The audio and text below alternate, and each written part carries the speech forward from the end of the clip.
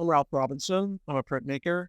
I'm a lens-based artist working here at Shepherd and Maudsley Studio now. Let's go into my studio, which I've had now since the first of the year.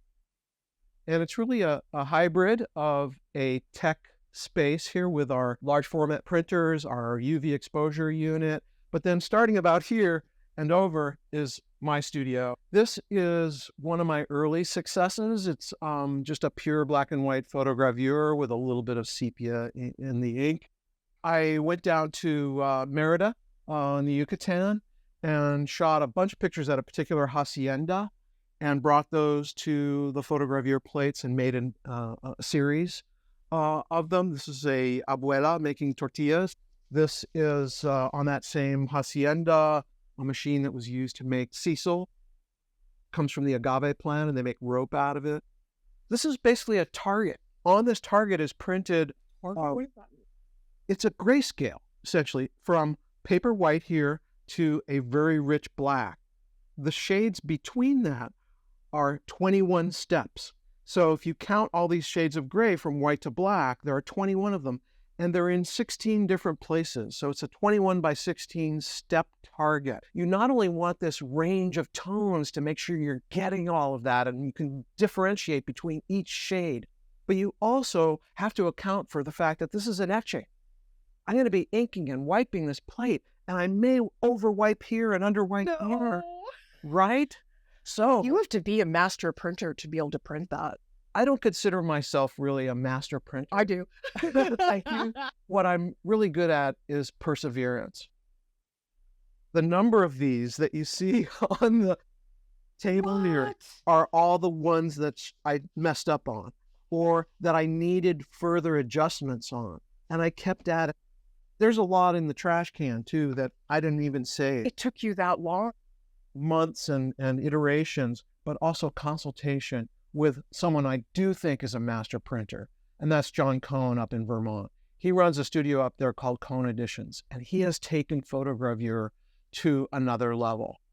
He's really helped me, and what I'm doing now here is basically replicating what he taught me up in Vermont. I did a week-long workshop with him, which he offers to others. I now offer the same type of work here. If you want to learn Photogravure, we teach it here at Shepherd and Maudsley, and I love giving other people the same level of enthusiasm and passion that I hope you can see in my description. Animals, wildlife, a lot of bears. Bears for me are kind of a symbol of that edge of wildness. It's bizarre because there are certain parts that look very photographic, Yes. but that area here and there, that looks more like line etching to me.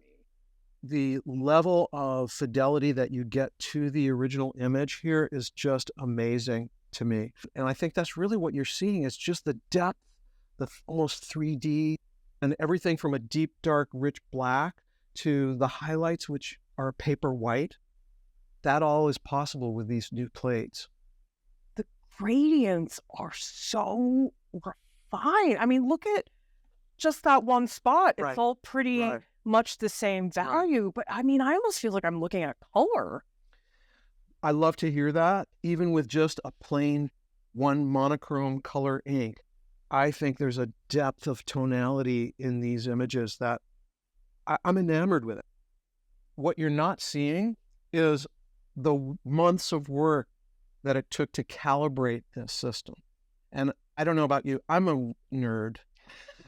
I would call this a photo etching plate. Some call it a polymer gravure plate, photopolymer etching, photopolymer gravure. There's a lot of vocabulary used to describe this. To me, this is the essence of photogravure, is these new plates that are coming out and their ability to produce the range of tones and the level of resolution that you see in some of the prints. It's so You feel it? This is bare plate. Right, in the paper white area. These are the highlights of an image. There, you don't want ink to hold on the plate. You're going to want to be inking and wiping this plate just like a traditional copper plate etching. Where you see the darker parts here, that's truly the darker part of the image where you want ink to stay in the plate, in the intaglio grooves of the plate.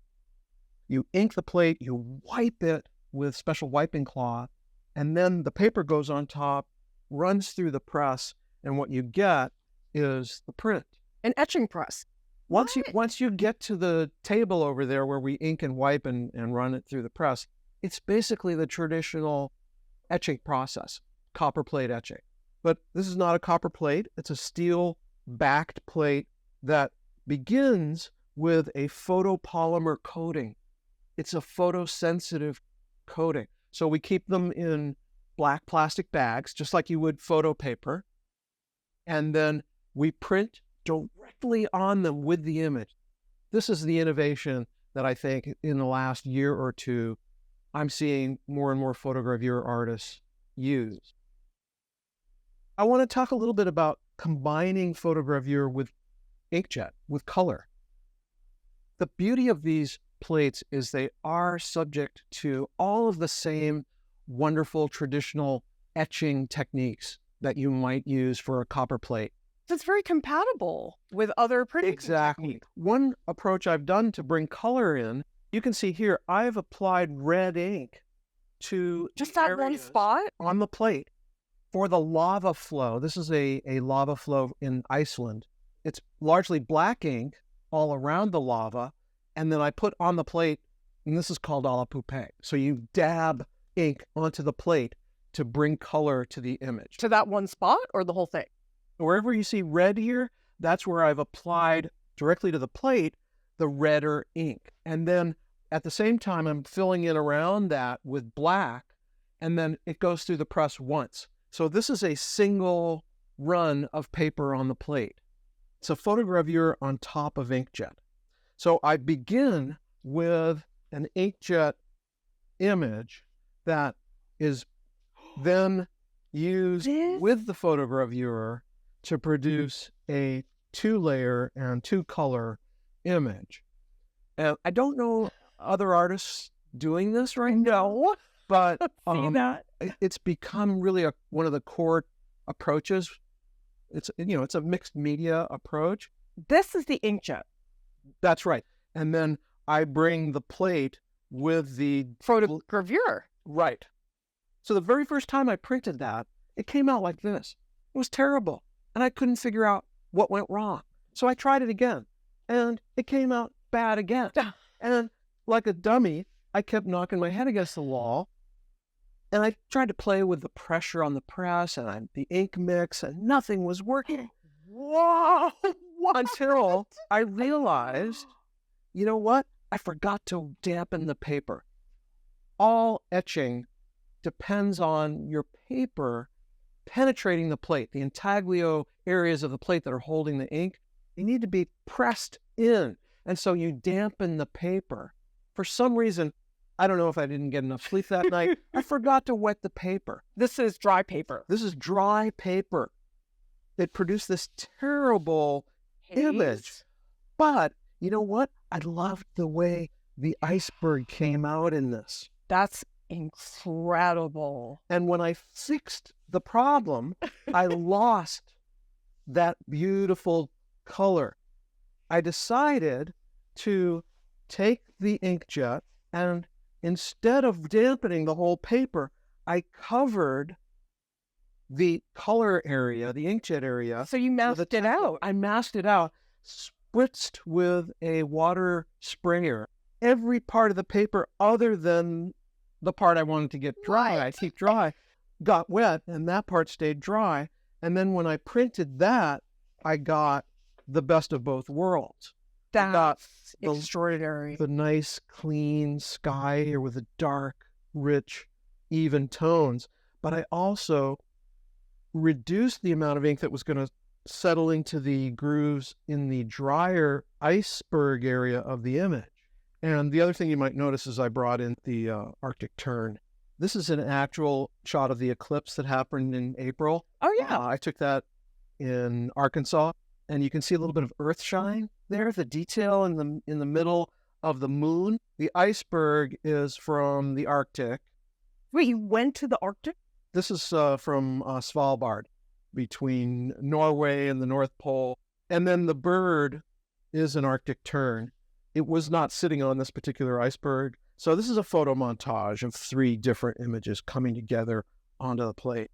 Can't believe all the troubleshooting you went through. That's why I call myself a nerd in the printmaking process. This iterative, got to do it over, troubleshooting, figuring out what went wrong, how to improve that. It does. And persistence. And all you guys see, is the final result. Amazing print.